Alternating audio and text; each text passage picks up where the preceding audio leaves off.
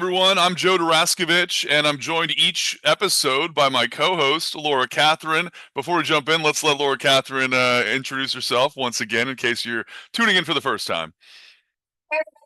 Dr. Laura-Kathryn Neal. I am the National Dean for the College of Health Sciences for DeVry University, and I had 25 plus-ish years of managing medical practices and physician practices and hospital systems before I went into higher education full-time. All right. And I'm, again, Joe Daraskevich. I work for various medical societies and associations. And this podcast series is a 10-part series, and it's all about giving our members another resource to kind of make their memberships a little bit more beneficial. And this is each week we talk about a new platform that can kind of make your practice better and make things a little bit more, streamlined, make people give people more time in their days. So we've talked about ChatGPT, we've talked about Canva, we've talked about WhatsApp for Business. And the other part about it, this is the 5th episode, so this is the final free episode. So if you're not a member of one of our organizations going forward and you like what you're hearing, the other ones are going to be behind member walls. So you just got to join one of our societies, and then you can kind of jump right in. So today we're talking about Google Forms. Laura-Kathryn, we were talking a little bit about before we hit record. I'm not so familiar with this one, so maybe some of the listeners aren't either. Go ahead and jump right in and explain a little bit about Google Forms. Google Forms is a end user application, if you will, that's part of Google. And everybody has access to Google, so most people don't realize they have access to Google Forms too already. It's not something they have to go search and find. But that's probably one of the most underutilized aspects of Google, because unless you think about why you would use it, it doesn't feel valuable. But most medical practices could benefit from using Google Forms for things like patient feedback, for developing documents for them to fill out, for surveys, both internally and externally. So today we're going to talk a little bit about this free tool and how you can use it to kind of manage some of these challenges. So we're going to look at how you can use the Google Forms to collect valuable patient feedback, to conduct some surveys, to streamline your administrative tasks, to build some forms, and to complement the things that we've talked about already with the successive different types of free apps. They're really easy. Forms are easy to create. You can customize them. You can share them out. You can make them versatile solutions. And they're more, if you think about it, back in the day when we started with fillable forms, it was more like a PDF. You get this PDF form, you have a few blocks you fill in, and then you're done. Now, Forms is a way you can build these on the fly for any kind of a source. You don't have to be a master designer to figure this out. And you can get the feedback, you can get it in an Excel format to where especially on a survey, for example. Patient fills out a survey, the details come back, it's all in an Excel form with the question tied to it. You can easily see where it is. You can anonymize it to where no one knows which patient answered it. You can do it for internal surveys, for patient, employee engagement. There's a lot of versatility for it. But today, we're going to streamline it down to like just a few practical things because we only have 10 minutes. That's right. And that's another thing we try to do with these episodes is make them quick, make them so that you can kind of listen as you're getting ready for work, listen as you're on your way to work in the morning, and just make it something that's easy. But then, as I mentioned last episode, we also have show notes. So we're kind of working off an outline for these episodes, and within the organization that you're watching this podcast episode, you'll be able to download those show notes and kind of see what we're doing. So if this is a little fast for you, if this is a little you miss one little nugget of information, jump into those show notes and really dive in, and then obviously try these things out. So that's kind of cool that this one is one that you can just get through Google, and you probably didn't even know it was out there. I didn't know really it was out there. So let's learn about it. Why use Google Forms, Laura-Kathryn? What's the point of this? Well, besides it being out there available for literally anyone, as long as you go into a Google account or you have a Gmail account, which is basically Google now, it really provides kind of an intuitive, user-friendly interface. So it makes it easy for anyone to not only create those online forms and surveys without a tremendous amount of technical skills, but it makes it very easy for the end user who's going to be receiving that to fill it out. There's a wide range of customizable options. You can do multiple choice questions. You can create templates to where it's something you just tweak all the time. You can tailor it to a specific need. Matter of fact, in another instance, I've actually created some examples of how to use this for, patient the challenging conversations about cost with the procedure. Here's your treatment plan. Here's what it's going to cost you. Here's everybody's understanding. Here's where I sign. Here's where you sign. Those things. Google Forms is a way you can do it to any aspect. You can create a form for people to fill out, but you can also use it to streamline data collection and analysis and gather those responses. And then guess what? Put it into ChatGPT and analyze it. So there's a lot of ways that you can use this application to really reach your customers, reach your internal customers, your employees in ways that you're used to doing kind of more by hand, but you can also make them HIPAA compliant. So you can make sure that you're protecting that patient sensitive information using Google's already robust security features. And that's nice. It's nice to have ways to make those tough conversations happen. I'm reminded of a friend of mine was asking if I was going to be able to make his son's first birthday party, and I just didn't even want to tell him because I had something else going on.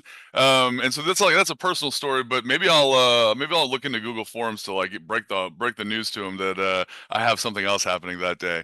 All right, back to the topic at hand. Patient satisfaction surveys. You mentioned the privacy and making sure everything's protected. Let's jump into that topic a little bit and kind of dive in to let people know how this can be used. So most patients are used to, if they've had any kind of an experience or exposure at a hospital system, getting some type of a patient satisfaction survey, right? Hospitals send it out for their HCAP surveys. When it comes to private practices and smaller practices, it's not something that's commonly done, but patient satisfaction is really crucial, right? To make sure that you're providing high quality care and you're improving your organization overall. So one of the things that you can do is create a patient satisfaction survey, which is what we're going to talk about first. So the thing you're going to do first is you'll create the questions. Kind of through the questions, you can use ChatGPT to give you ideas of the kind of questions you need to use that can cover important aspects like quality care, wait times, staff interactions, right? You also can include in this rating scales and open-ended feedback questions. So if you wanted to rate it on 1 to 5, least desired to most desired, whatever the way you want to get the response back, you can do that. And then you can create open-ended questions for more qualitative feedback, right? You enable the anonymous response to encourage your patients to be honest and to share unfiltered feedback, right? And they're more likely to provide thoughtful input when they are feeling confident that their privacy is secured. And then when you automate the survey distribution, you do this through sending out emails after their appointments. You can even put it on the WhatsApp for business if you're leveraging that already. And then you can ensure that you're capturing this feedback while the experience is fresh in your mind. That's really important, right? It's one of the reasons why you get surveys within 2 or 3 days of buying a car or whenever you leave the hospital, right? So regularly reviewing these types of survey responses to kind of have an idea of where you might need to improve things. I like to call them opportunities, not challenges. And these kind of provide the patient's view, a peek into their perspective of how their experience was with your practice. So I find that patient satisfaction surveys are probably the most valuable when it comes to Google Forms, but there's a lot of other features that we'll talk about shortly. But that's kind of the most important way to go about it, because you want to make sure that you're getting real-time information that can help you make real-time changes, especially if something's kind of acute and a real problem. Right, and then getting that feedback from your existing patients is a way that you can kind of make changes or stay the same. If something's working great and you're getting all high marks, keep it moving. Don't change up what's not broken.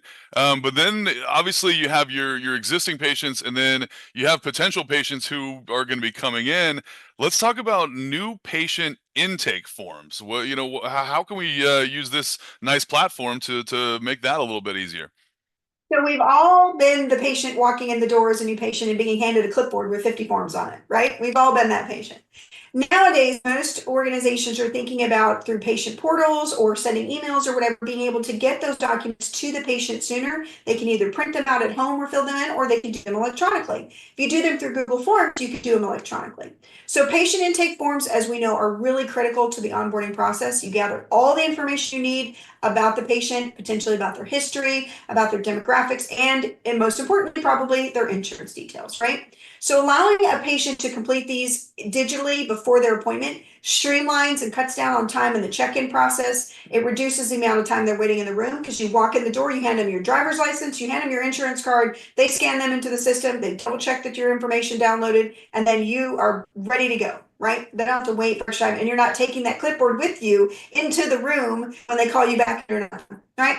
So patients really appreciate that convenience factor, being able to fill this out at home. There's no pressure. They have everything they need to document. They can't remember a certain medicine. They don't have to try and remember what it is. They can go to the medicine cabinet and go look themselves, right?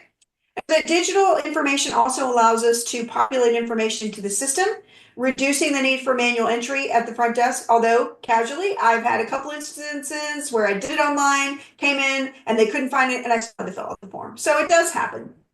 But when we go through this type of a process here in a very key critical component area that is a big time drag, if you will, on the patient flow process, finalizing a way to do this digitally improves your efficiency tremendously, reduces significant errors, and it decreases the administrative burden because a lot of times you get the most accurate information because the patient's doing it in the comfort of their own home with relevant information at hand versus trying to remember everything because they don't know what you're going to ask them until they get there. So it's a great way to kind of reduce those pieces and improve the experience for your patient and your staff. Yeah, and I guess I'm trying to think about who wouldn't enjoy Google Forms. Maybe clipboard salesmen. They might be a little upset, that we're kind of doing away with the old the pen and paper that you have gotten used to over the years. And then, yeah, you're right, flipping through and flipping through. But this is a way to streamline that process and make it a little quicker. So yeah, if you have stock and clipboards, this might not be good for you. But everybody else, I think, should really enjoy the streamlined process of these patient intake forms that are right there and easy to use. All right, now let's move in from intake of new patients to appointment request forms. Let's talk about that a little bit. So again, if you have some type of a digital appointment request form, it allows your patient to really request appointments through your website or your patient portal or their WhatsApp, right?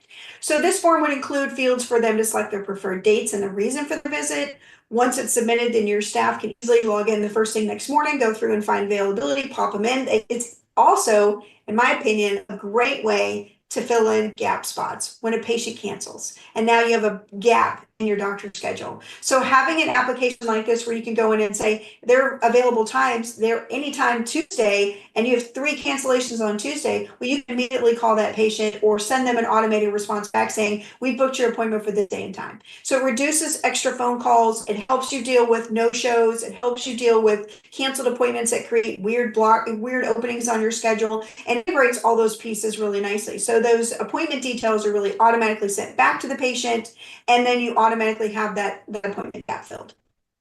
That's pretty handy, and obviously that's a concern for anybody. You have those last minute cancellations and filling gaps in your schedule, and if you're looking at just a map of all the different times and places and everything, it can get a little bit burdensome. But this puts it all there in one spot, and it sounds like it's a nice, convenient tool to use. And then obviously a big part about these podcast episodes is enhancing your staff's productivity, making people more productive. But we're also, we're trying to, get the staff in on all these different things. So let's talk about staff feedback collection. How are we going to be able to utilize staff feedback collection using this nice new tool? Well, one of the things that's really important is getting feedback from your staff in a way that they feel comfortable sharing it, right? So it's crucial in having high performing teams, but it's also crucial in providing that excellent patient care, right? So anonymous feedback to allow your staff to share their concerns, to do it openly without fear of repercussions. This honesty is helpful. Now, it can be a little problematic when you have a staff of 3. Right. So there's some deficits in this that would be challenging, but maybe a different format like this makes a difference because it's hard to get feedback face to face when there's only 3 of them. But if it's anonymous and all 3 respond, or even 2 out of the 3 respond, you may be able to get it. Right. So it does help with some of those challenging aspects that a really small practice might feel. But what it does is create a way for you to do regular pulse checks with your employees. It's important that you understand patient satisfaction, but it's also important for you to understand your employee satisfaction. It helps you identify issues that could happen early. It helps you identify things that could be impacting or start to impact patient care. And then it also is a great way to say, I do care about your work environment. I want to hear back from you on what's going on. In addition, a lot of times staff have ideas for improving clinical experiences, administrative processes, and collecting their suggestions in an efficient way is a great way to replace the old suggestion box we used to have back in the day, right? So doing something like this with collecting the staff feedback in these ways that make them feel confident they can share and they're not worried. But it's also a great way for you to collect it in more of a written form to kind of have it together. It demonstrates to your staff that you do care, that you are listening, especially if you actively do something and action on things that come back. And regularly surveying them kind of really shows a commitment to their well-being and creates a positive communication culture because they know it's something that you really do want to hear and you will do something about it. Nothing is more annoying to anyone, patient or your employees, to ask their opinion or ask their perspective and then do nothing with the information. So that's the other part of it where showing good leadership is doing something actionable with the information you receive.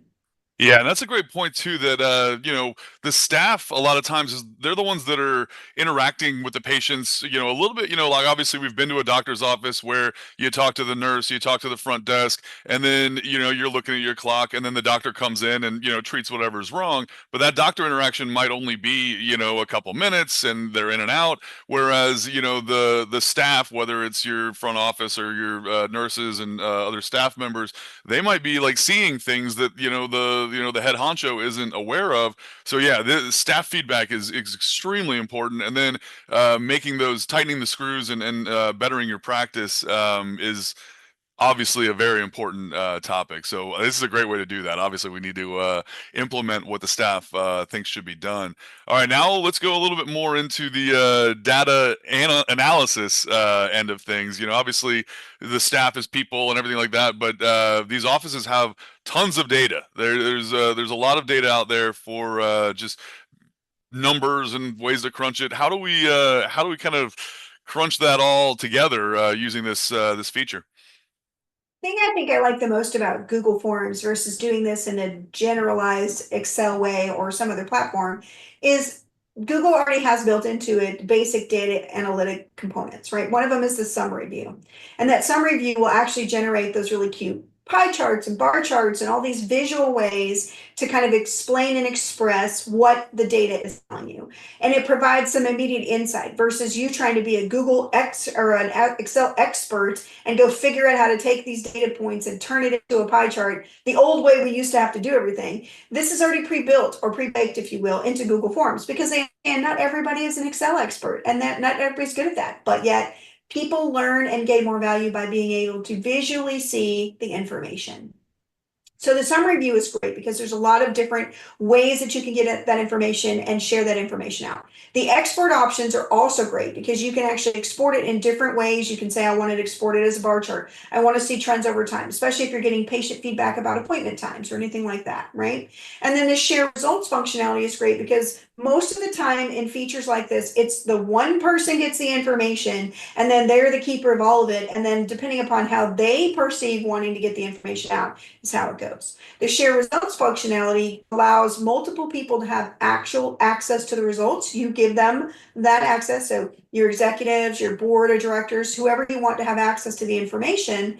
And then they can actually look at the data and they can manipulate it and create their own reports and then make complex decision data available to everybody. So it's a great way of being able to get in there and do those pieces that are not everyone's comfortable with, create it in a visually appealing way so you can share it out, and then also give the right people the information and access to it themselves to where they can make informed decisions at the same time. So this feature alone is one of the things I love about Google Forms because you can have it ask anything you want and then you get the information back and it will do a lot of that analysis for you. And then you can also, if that's not deep enough and it's not really getting to the question you want, you can animate because it's already anonymous. You can take that data set, you can upload it into ChatGPT and you can ask ChatGPT, what am I seeing for themes from these patients? What am I seeing as themes from my colleagues and my staff? What are the takeaways? What are the gaps that it's identifying? What recommended solutions should I put forth if they're telling me this is a problem, but they're not providing a solution? So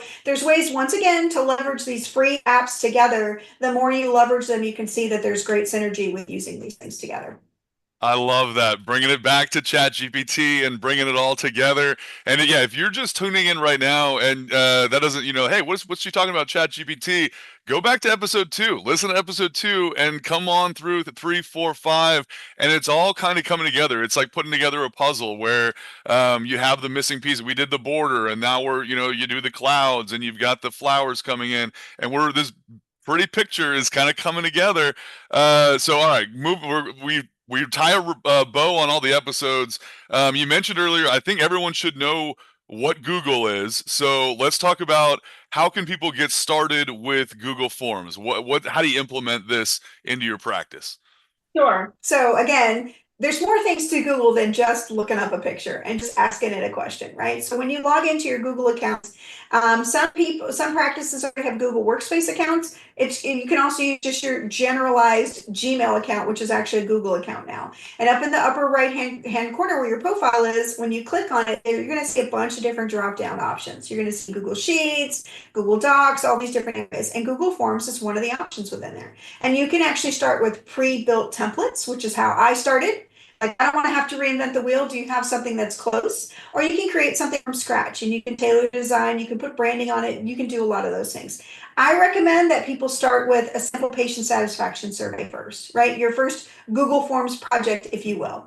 And just kind of play around with it. The more you get comfortable with it, the more you can expand to other things like, what we talked about, building the intake forms and creating the ability for patients to choose for schedules and things like that. And the more regularly you use it, the more feedback you get from everybody, the more you can improve it. So I always say, let's start with something simple. Do a patient satisfaction survey. What do you want to know from your patients, right? How was their wait time?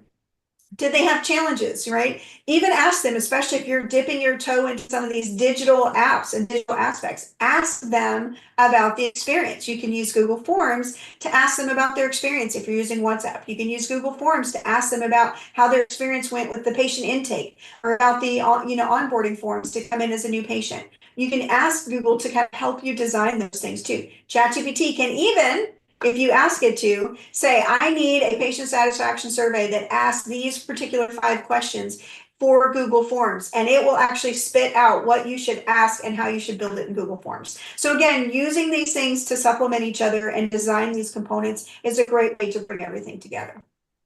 That's a great synopsis of what we've been talking about. One thing now we need to talk about is, because it's episode 5, this is the end of the first half of the series, and we're about to move into the second half of this series. So it's not like we're, hiding this from anyone. If you're a member of our organizations, this is free to you. Don't worry about it.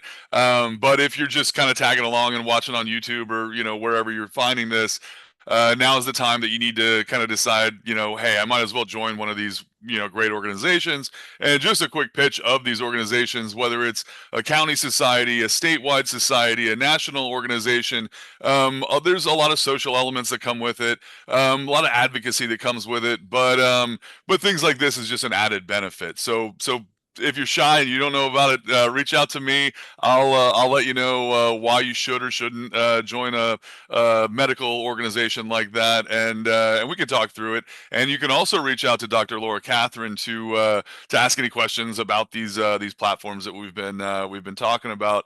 But now, as it is with every episode, it's time for us to say our goodbyes and look forward to the next time. So, what is that next episode going to be like, Laura-Kathryn? What are we going to talk about? We're going to get a little bit more complicated in terms of more of the management components, right? And we're going to dig into using Trello. And it is an app that's used for task management. So if you've got big projects going on, you're trying to manage the tasks, you can even use it as your day-to-day planner. But it's a great tool to be able to use from a practice perspective to really kind of put those things together. There's always something going on. Even the onboarding of a new physician or the onboarding of a new hire, or what's your performance evaluation process. So we're going to be dealing more now with how do we use some of these bigger tools, deeper tools, using the components you've learned so far in the first 5 episodes to kind of supplement this to really build out these bigger, deeper things from more of the strategic and operational perspective. All right. It should be pretty exciting. All right. Well, that was another good one, and I think we kept it relatively short. So let's say our goodbyes, and we'll see everybody for episode 6.